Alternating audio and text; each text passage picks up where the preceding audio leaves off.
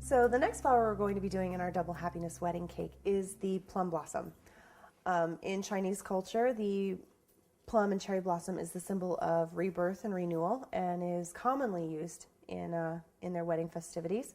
We're going to be doing the plum blossom because unlike the cherry blossom, it's just a single layer of petals. So what we're going to need is a cell board with the pre-drilled holes so that we can use our Mexican hat technique. A ball tool, a blossom veiner, 32 gauge, this is actually fabric wrapped green wire, and white pre-made stamens, also a pair of small embroidery scissors, and our blossom cutter. So what we're going to do is we're going to actually start with our wire, and what we're going to do is we're actually going to bend first a little tiny hook like that, and then actually if you grasp the hook with the flat of the needle nose pliers like this and bend again, so you almost have a double hook, and go ahead and cinch that down. What you'll end up with looks something like that. So what we're going to do is we're going to make 2 blossoms and a bud. So go ahead and make another hook.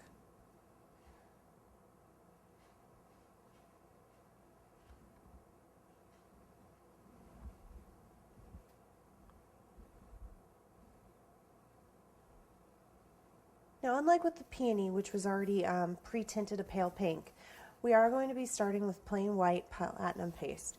Now, like I said earlier, we are going to stay away from white flowers. But the dusting on this blossom will be enough to significantly change the color.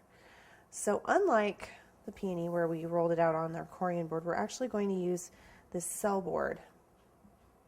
Let's go ahead and start with the largest hole.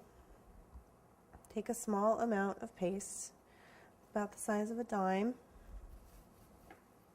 which is still going to be more than you need. And I kind of roll mine into a cone and go ahead and get it on in there and then just flatten it on out.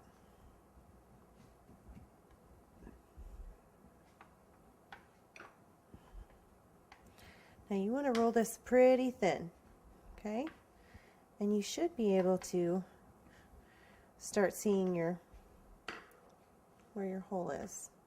And then what I'm going to do is pull this out, flip it on over.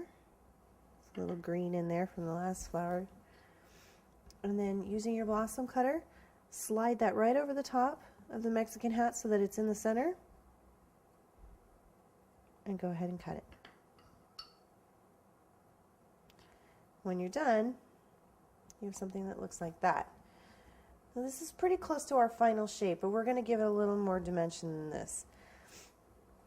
At this point, we're going to use our veiner, which looks like this, and we're going to place the petals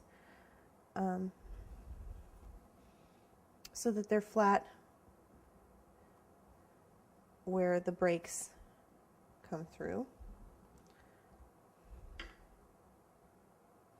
Make sure the hole slides over the Mexican hat because you don't want to flatten it. Give it a good push.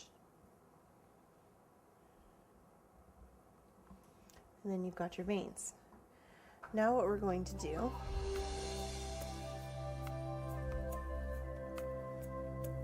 is take our wire, dip it in water, shake off a little bit of the extras, and you want to push it down right through that thick kind of meaty center